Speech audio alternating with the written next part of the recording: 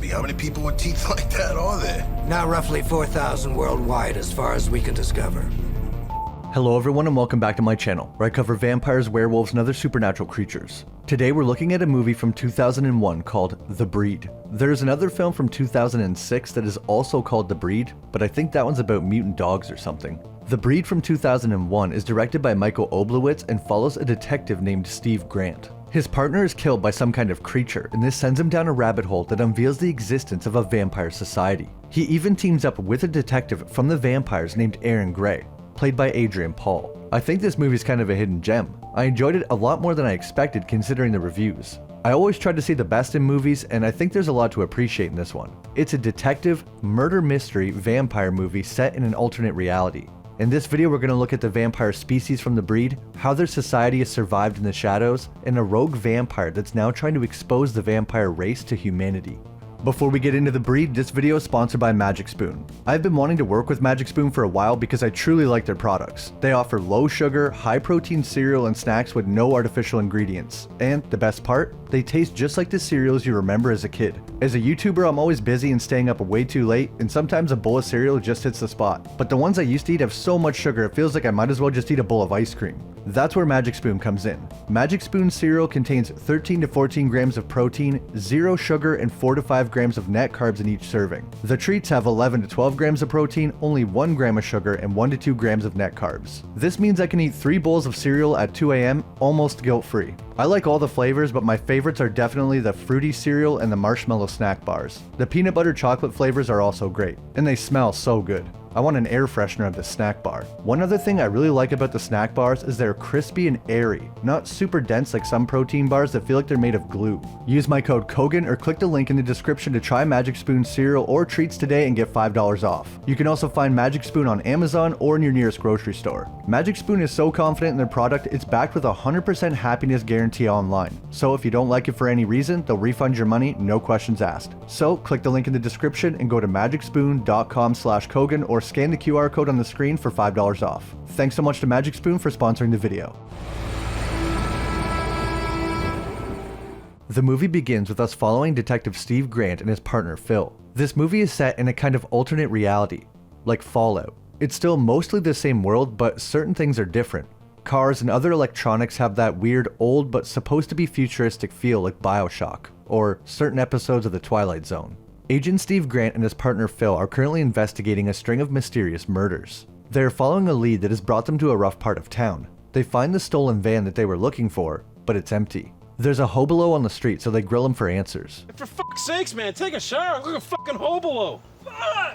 They want to know if he's seen this girl or anyone exit that van. The homeless guy tells them their approach sucks. Ever heard of positive reinforcement? That's when Agent Grant pulls out a toothpick and shoves it up the guy's nose. What the hell kind of police tactic is that? I mean, it works, but it's the strangest police interrogation method I've ever seen. He's leaving for work in the morning, he's like, alright, I got my badge, my gun, my toothpicks. The homeless guy does give in and tells them, up there, the light, and he points to a light on inside the building. Once inside, they can hear someone laughing, and they find the body of the girl they were looking for hanging from the roof, and her blood draining into a bucket. The detectives search the building, and there's someone in there. A man wearing a black trench coat and a hat. The mysterious person continues to laugh maniacally, and Steve tells him to stand up with his hands raised. When the man stands up, he crushes the light bulb in his hand, so the two detectives open fire. The man drops to the ground, spilling a glass of blood. He lays there on the floor motionless, but when Steve tries to check him out, the man springs back to life, throwing Steve against the wall and biting his partner's neck. After being bit, he looks like he's being shot, and he falls to the ground.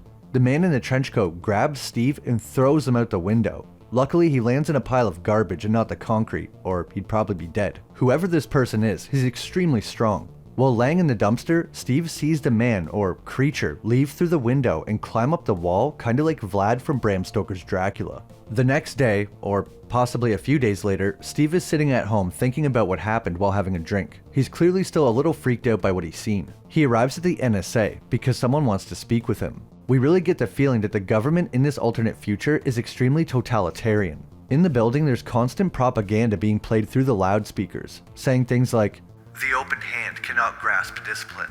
Privacy is an illusion. Some of the people in the building refer to each other as comrade for some reason, possibly hinting that this is some kind of communist government.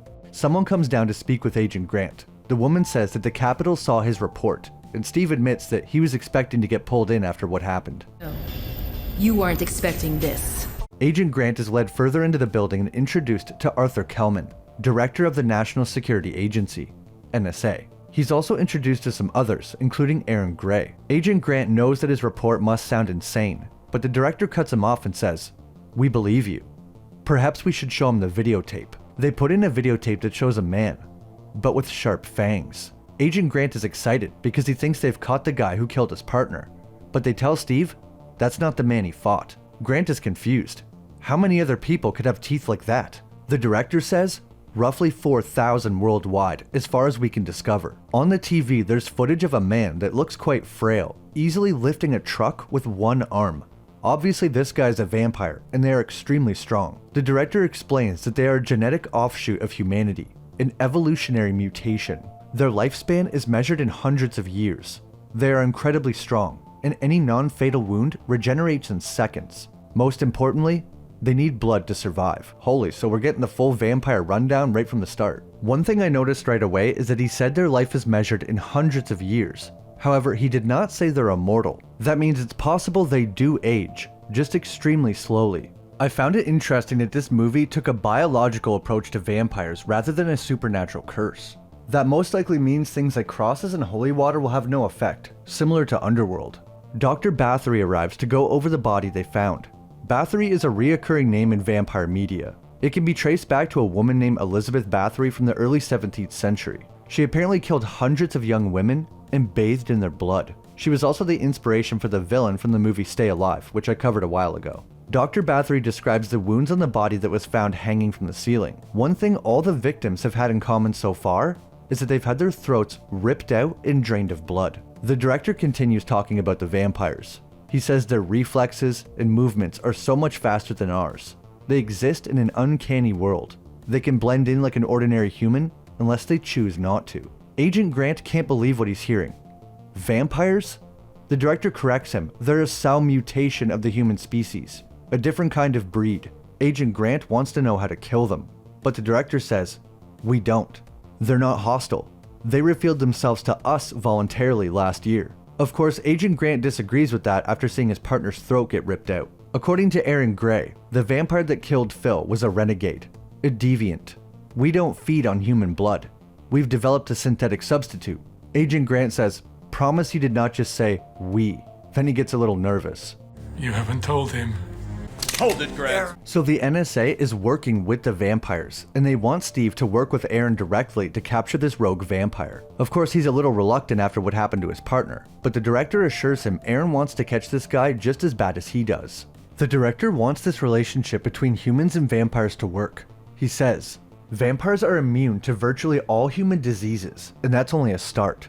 The potential military and medical benefits of integrating with them are incalculable." He agrees for now, but he's gonna keep his guard up. Don't try to be my pal. Let's just go to work. Officer Grant and Aaron go back to the scene of the crime to see if there's anything they missed. On the way, Grant wants to know why Aaron isn't bursting into flames. It's daytime after all. Aaron says that only happens in the movies. Sunlight is only a minor irritation to them. That's why he wears the sunglasses. So these vampires are similar to the original Dracula, and they are not burned by the sun. They arrive at the building and check out the murder scene. He wants to know why his partner didn't turn into a vampire, and that is a good question. Aaron reveals that in order to become a vampire, there must be an exchange of blood. However, even if you drink vampire blood or it gets into your system somehow, there's 20% of the population that's naturally immune. So not everyone can become a vampire. You also don't have to drink vampire blood to become infected. Just getting it on you or in a wound could be enough. We see during the movie a vampire is shot and bleeds on a human, and then they have to test that human to see if he was infected. Luckily, he was immune. Aaron is extremely impressed that Officer Grant fought a vampire and lived. Not all vampires wanted to reveal themselves to the humans. That could be the cause of these murders. A kind of vampire rebellion, trying to sabotage the truce between vampires and humans. Aaron suggests they go back to his headquarters to compare notes. Instead of taking him straight to headquarters though, they stop at a vampire restaurant. Yeah, I bet they make a great blood sausage. Agent Grant is in there for a total of about 1 minute and pulls a gun on a kid. The kid's mother grabs the gun and snaps the barrel off like it was made of plastic. They are forced to leave the restaurant and Aaron is quite angry. But you can't really blame Agent Grant though. He's known about the existence of vampires for maybe a few hours, and this kid comes up to him and just starts showing off his fangs and being weird. Grant says, "Why would you even bring me here?" And yeah, fair enough. Aaron accuses Grant of being a racist cop and throwing his weight around. Grant is surprised, but clearly Aaron is talking about racism towards vampires. He says, "You, humanity, made in God's image, you're all so arrogant." That's when we get to see a flashback of Aaron's past. We see soldiers, gunfire, and a Nazi flag. Looks like Aaron's had a pretty dark past. They are now in the town of Serenity and they continue into the police station. Agent Grant sees a mugshot on the desk, but Aaron tells him not to worry about it. Spoiler, he should have worried about it. They go down into the basement of the police station and it looks like a dungeon. He says that their handcuffs are silver and their bullets are silver jacketed. Their budget must be through the roof. And where do you get silver handcuffs? A jeweler? They do this because vampires are allergic to silver. This means the wounds won't heal until the bullet is removed. He then hands Agent Grant one of the guns loaded with silver bullets to keep. In the next room is a large clear box. This is actually a special holding cell made for vampires. It's made from an extremely strong plastic compound that can withstand high explosives. According to Aaron, metal bars are just too easy to bend. We see someone approaching them, and it kinda looks like the vampire that killed Phil. But no, it's Dr. Cross. Like I said, the town they are in is named Serenity. It seems to be made up of only vampires. This is further backed up by Cross saying that he founded the town. Dr. Cross has been looking forward to meeting Agent Grant and assures him they are a peaceful people. They begin to compare notes and Cross said that he looked at the forensic evidence. There is none. They couldn't get a dental imprint because the vampire was careful not to bite down all the way and only use his fangs. The effect is the same as if you had used forceps. That means vampire fangs must be quite sharp. Dr. Cross agrees with Aaron's earlier conclusion that the killings are most likely politically motivated. Cross insists this is not the work of a man in the grip of bloodlust. Their synthetic substitute stamped that out years ago. The vampires are afraid, and they're an easy target for human paranoia. Cross was the one who advocated revealing themselves to humans, so they would be safe. Now, he needs Agent Grant's help to find this rogue vampire before it's too late, and he ruins the chances of a peace treaty with the humans. I mean, I guess it would be pretty hard for humans to trust vampires when they're running around ripping people's throats out. In an act of trust, Cross gives Grant a hard drive, or something that contains the names and locations of all known vampires worldwide. Aaron doesn't seem so sure of this, but Cross tells him they must trust each other with their lives. From now on, we'll get to see these database pages on the different vampires. The first one we see is Aaron Gray. Born 1911, Poland. Occupation, head of Serenity Security. Cross as chief lieutenant. Then it says ideology, pro-human vampire integration. Agent Grant returns to the NSA and hands over the drive with all the vampire information on it. The director said they've been trying to get that for months. How did he get it? And Grant tells them, he just gave it to me. They're confused why he would do that. And Grant says, I don't know, maybe he really does want the best for his people. For Agent Grant's hard work, they want to show him something. The director brings him down to a secret science lab. He says, this is vampire blood we've infected with a deadly airborne virus we have created. Highly contagious and not lethal to humans. Comparable to mild flu-like symptoms.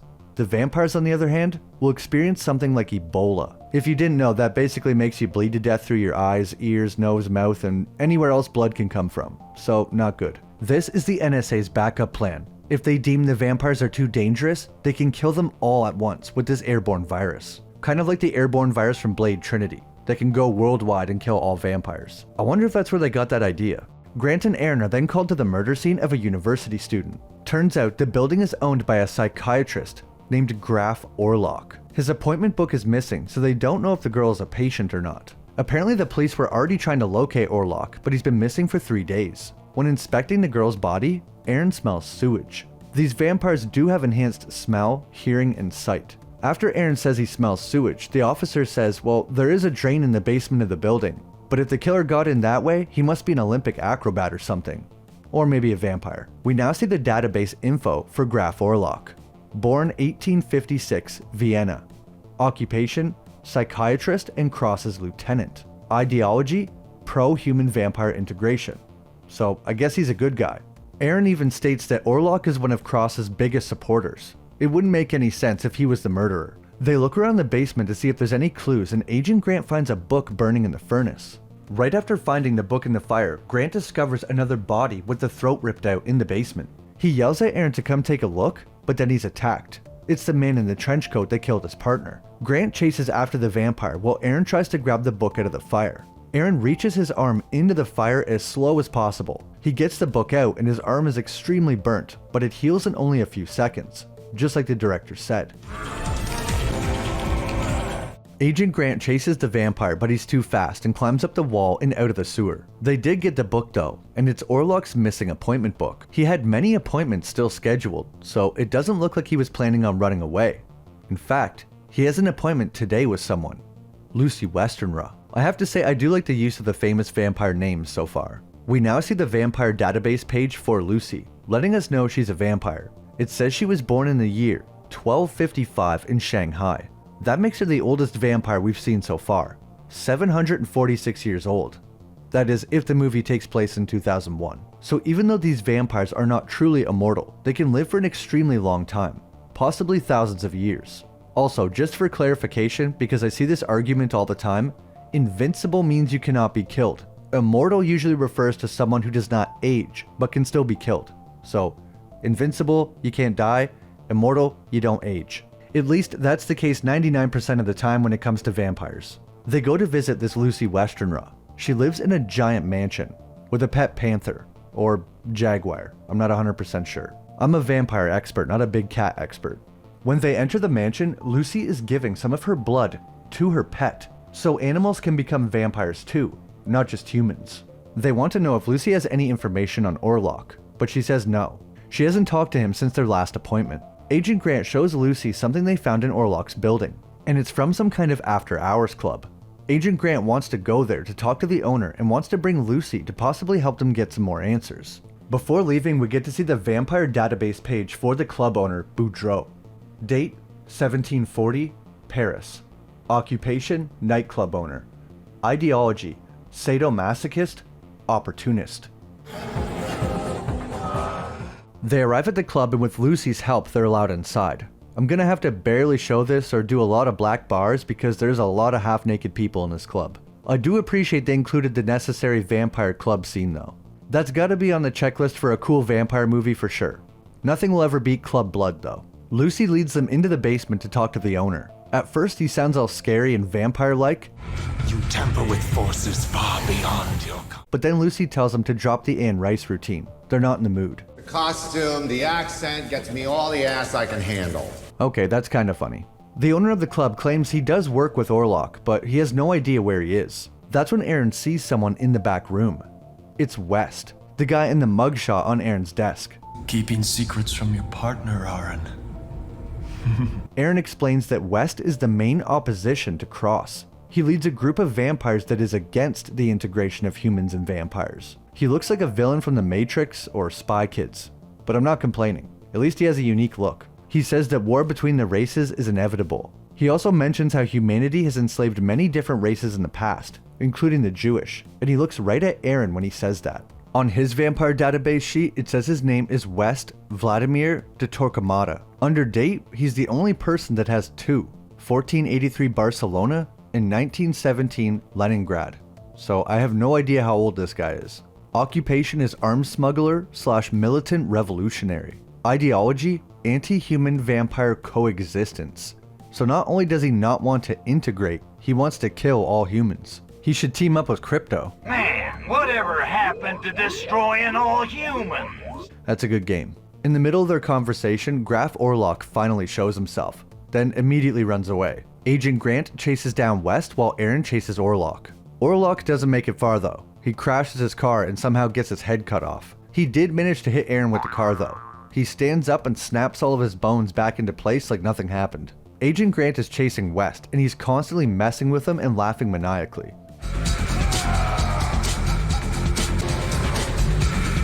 They end up outside climbing up the side of the building, and that's when Agent Grant shoots West, causing him to fall and get impaled on the water fountain. Pretty good effect for a made-for-TV movie. I don't know if I mentioned that before, but this was made for TV. It's definitely a real guy falling and not a dummy. Grant is hanging off the side of the building, but Lucy's there to save him, He yells at her that he's too heavy, but of course she easily lifts him up with one arm. Did he forget that vampires have super strength already? He was the one who said they can bench press a truck. Puerto Ricans don't bench press trucks! After Lucy saves him, they have a moment together, and it looks like they might be heading toward a relationship of some kind. Agent Grant informs Aaron that West is dead, but he doesn't look so sure. Is he? What the So Orlok is dead, but West got away. They interrogate the club owner, but he tells them he doesn't know anything. Orlok wanted to meet West, and even West didn't know why. He would have found out if they wouldn't have interrupted. So we still don't know who is doing the killings or why. It sounds like Orlok would have no reason to do this. West, on the other hand, could be responsible. However, he doesn't look like the vampire that attacked Grant's partner. Agent Grant is rightfully angry at Aaron for not telling him about West sooner. He had no idea there was some vampire extremist that wants a war with humans and them all dead. He wants to know if there's any other Hitler-like characters that he should know about. This causes Aaron to snap and tell him that's enough. Agent Grant leaves and drives Lucy home. Then he's invited inside. Then upstairs. And you get the idea. Afterwards, he meets with Aaron and he finally reveals his past and how he was turned into a vampire. It turns out that Aaron is in fact Jewish, and like his info said, he lived in Poland. His wife and child were killed by the Nazis while they were trying to flee. Aaron was waiting in the cold to die himself when Cross found him. He tells Aaron he can die with his wife and child, or he can live and get revenge.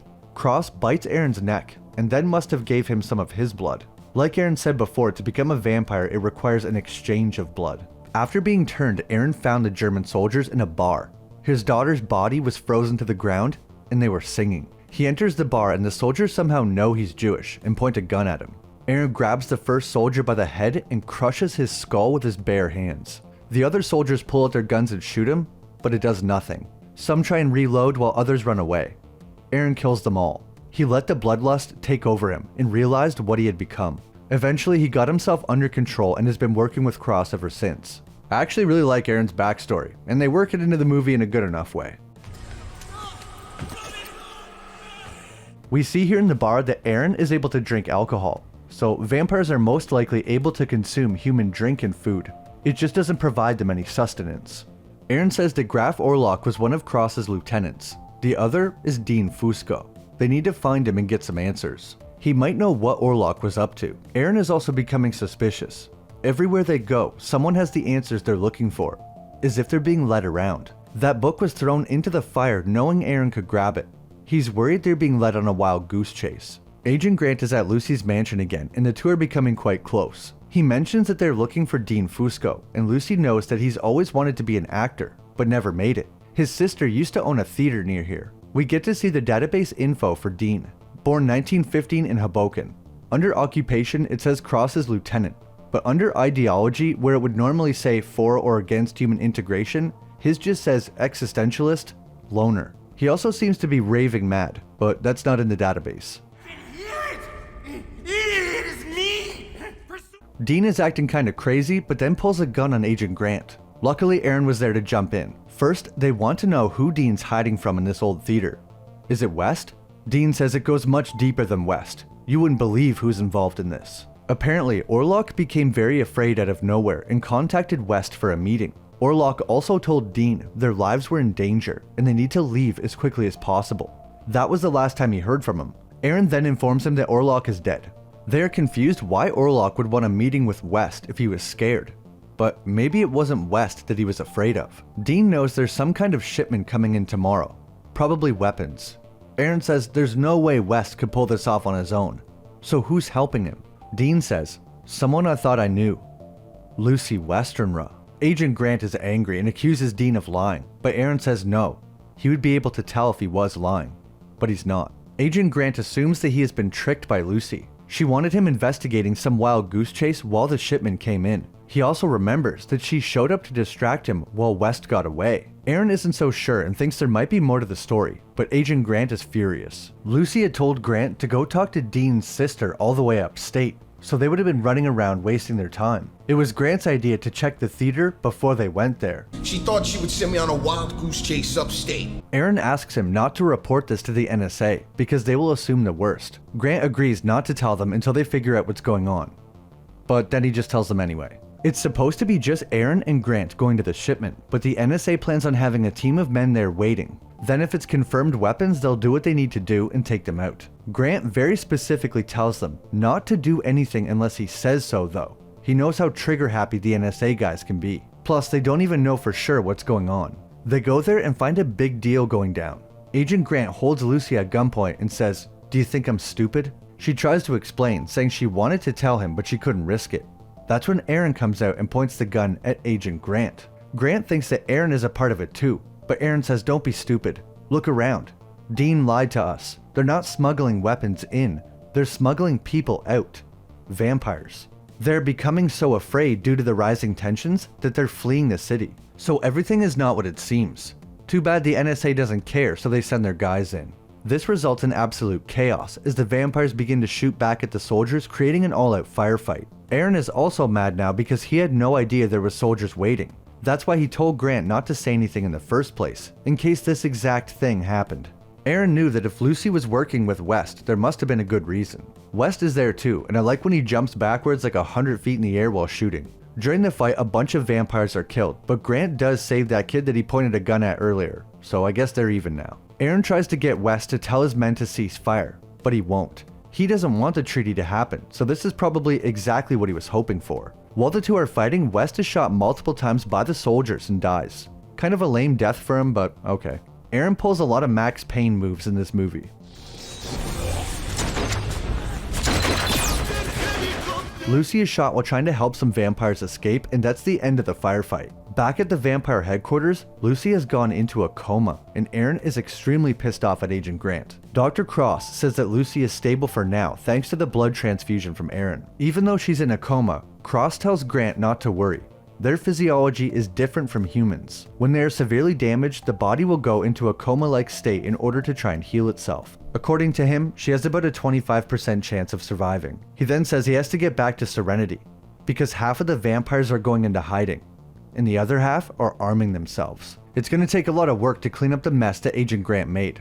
Although, to be fair, it's actually the head of security's fault. He was told to wait until Grant gave him the okay, but got impatient and sent his men in anyway. The only thing the vampires know is that a bunch of innocent vampires were killed trying to flee and got gunned down by the humans. If they weren't afraid before, they are now. Cross notices blood all over Grant and asks if it's Lucy's. This means he could be infected. Cross says if he is infected, he will be turned within 3 days. There's a test he can take to find out if he's infected, but he doesn't bother because he can't do anything even if he is. After what happened, the NSA is sending Grant back to his old job. Official story will be that he was on medical leave. The director also lets him know that the situation is getting out of control. They have to release the virus. Grant begs for one more chance. He's so close to solving it, but the director stands up and looks furious. He says another girl was taken from the university. My daughter. Uh-oh. After hearing this, Grant goes directly to Aaron. We hear Aaron on the radio saying they can't stop any vampires from leaving Serenity. Just make sure they have enough blood substitute to last them. Aaron is very reluctant to meet with Agent Grant after getting stabbed in the back and getting his people killed, but he does. Grant reveals the NSA's plan of releasing the airborne virus that will kill all vampires. He admits that he messed up, but he needs Aaron to trust him because all of his people are in danger. Grant says, well, even if I was lying, you'd be able to tell. Vampires must be able to tell when someone is lying by listening to their heartbeat. We finally get to the database info for Cross. It says he was born in 1534 in Vilnius, Lithuania. That would make him about 467 years old, if the movie takes place in the early 2000s, like I said before. His occupation is founder of the town of Serenity, and for ideology, visionary architect of human-vampire integration. After learning of the NSA's plan, Aaron goes to Cross and tells him about the virus, and that Grant is going to steal a sample for them. That way they can maybe make an antidote or something. That's when Cross says, what's he gonna do? Steal it from Fleming's laboratory? Wait a minute. How does he know about the vampire virus and Fleming? Aaron then asks him how he knows of this, and that's when Cross slashes his throat and Aaron goes unconscious. I give you your life, and I will take it. Back at the NSA, Grant is sneaking in to steal a sample of the virus, and that's when he notices all the human patients that were being tested on are dead. I thought the virus was only supposed to kill vampires. Well, big twist. That's when the scientist reveals that he made a deal with Cross a while ago. What the virus actually does is make vampires very sick for a week, but then they recover. Humans, on the other hand, have a mild sickness, then die. The scientist Fleming will survive, because he will be a vampire by the time that happens. Cross is going to turn him tonight. Fleming takes Agent Grant's gun, but it has no bullets. Lucky for him, Cross shows up and knocks Grant unconscious. It looks like he's finally going to turn the scientist, but then at the last minute, he slits his throat and kills him. If there's one thing I've learned from vampire movies, if you're making a deal to become a vampire, get them to turn you first. When Grant wakes up, he's locked in a see-through prison cell with Aaron. Just a thin wall of plastic separating them. Cross has sent everyone from the police station home early, so there's no one there to save them. He's seen what humanity has done to Native Americans, Africans, and the Jewish. We can't fight you, but we can't trust you either. One race. So he wasn't kidding when he said he wanted human and vampire integration. It's just nobody knew he meant turning all humans into vampires. Once the virus that Fleming made is released, all humans will become sick. But he can't let them die or civilization would collapse. Instead, Cross has already developed an antidote for the virus, using vampire blood. So their choice will be, become a vampire or die. Normally getting rid of all humans would be a death sentence for vampires, but their blood substitute works perfect, so they don't need humans to feed on. I wonder if this is why Graf Orlok went missing and was so afraid he set up a meeting with West. Maybe he somehow found out what Cross was planning. It was you. You killed Phil. Grant realizes when Cross puts on his hat that it was him that killed his partner Phil and the others. Cross says that he hated pretending to be a murderer, but it had to be done. So I guess his plan was to cause chaos himself, so then the NSA would then release the virus. Cross also plans on blaming all the murders on Aaron, right after he claims his final victim, of course. Cross begins to raise the barrier between Aaron and Grant. Cross must have purposely starved Aaron of blood, making him extremely hungry and feral. His skin looks extra pale, and his eyes especially bright. I guess these vampires have to feed at least every day or they turn into this. The barrier is lifted and Aaron charges at Grant, eyes bright yellow and staring at Grant's jugular vein. But he manages to control himself and runs back to the other side of the cell. Cross is absolutely amazed. He's not sure if he's ever seen willpower this strong. Too bad it's all for nothing. That's when Aaron hits the wall so hard it finally breaks. He said this stuff was so strong it could withstand explosives, so Aaron must be going beast mode right now due to his anger. He holds Cross down and bites his neck, giving Grant the chance to run away and grab a weapon. Unfortunately, Cross is too strong for Aaron and grabs him by the head and breaks his neck. He catches up with Grant right away, taking the gun out of his hands and shooting Aaron with it, who is already healed from his broken neck. Vampires must become stronger with age because Cross is able to overpower Aaron. Using teamwork, Aaron manages to stake Cross, but he misses his heart, and Cross pulls the stake out.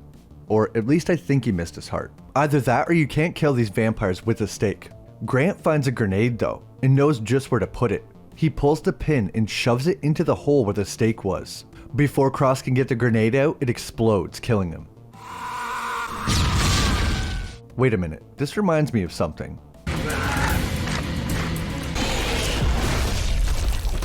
Did Underworld get this idea from the Breed? It's definitely possible. Agent Grant is now talking to Lucy because she woke up from her coma. He informs her that he was not infected by her blood. In fact, he got tested and he's immune. One of the 20%. In 40 years, he'll be an old man and she'll look the same. He thinks this means they can't be together, but Lucy doesn't seem to care. She says, what's worse, losing you in 40 years or losing you now? It's honestly quite surprising how much they make you care about this relationship in the movie. I was rooting for them by the end. There's a knock at the door, and it's Aaron. He's okay.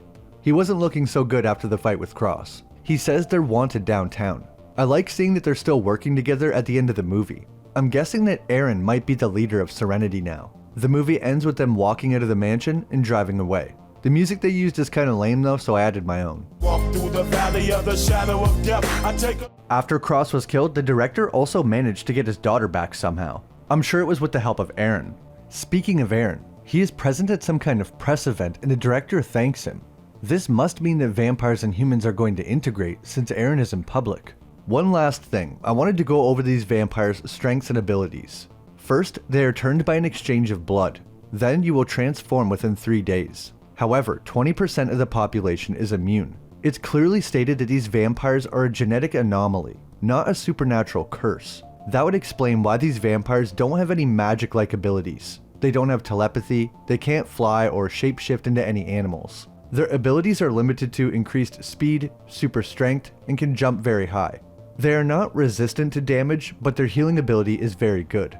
Like the director said, as long as it doesn't kill them, they will heal in a matter of seconds. Sometimes if they are damaged significantly, their body will go into a coma-like state to heal, like Lucy. It's also never stated whether or not these vampires have a heartbeat, or if they're undead or not. My guess would be, since they're just an offshoot of humans like the director said, that they would still be alive and have a heartbeat.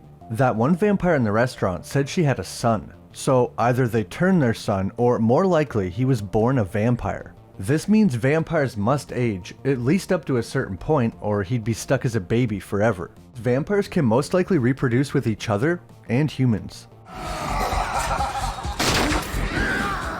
As for weaknesses, they are allergic to silver, so wounds caused by silver don't heal like normal. Aaron says that silver bullets must be removed before the wound will heal.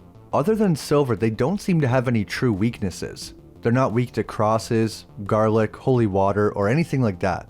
They are also not harmed by the sun, and it's never confirmed whether a steak would actually kill them.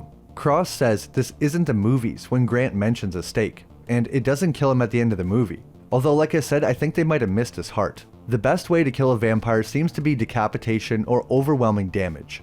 Fire would probably be a good option too. Whether or not they are truly immortal is a mystery. The director says their life is measured in hundreds of years. Lucy is over 700 and still looks to be in her 30s. So it's possible these vampires could live thousands of years. Or maybe they truly are immortal. That's my video on The Breed. I think this movie has a way worse reputation than it deserves. The murder mystery aspect kept me interested all the way through, and the twist with Cross being behind it all was good. I guess it was kinda obvious looking back, but when you meet Cross, you're like, there's no way it would be that obvious. I thought it was that Orlok guy for sure. I was thinking more about this movie and how the ending death reminded me of Underworld. And the blood substitute kinda reminds me of the Daybreakers movie. Then the airborne virus to kill vampires reminded me of Blade Trinity. So this movie was kind of ahead of its time and might have inspired some other vampire films. Recently I put up a poll for the best Dracula, and right now Vlad from Castlevania is winning, which surprised me. Last time I put up the poll, I'm pretty sure Dracula Untold won. Anyway, if you enjoyed the video, leave a like and subscribe for new videos every week. Ish. Of course, if there's any other movies, TV shows, or video games you want me to cover, leave them in the comments below. I'm always looking for new stuff I haven't heard of, and that's how I found this movie. As always, an extra shout out to my members for supporting the channel. Thanks so much for watching, and I'll see you in the next video.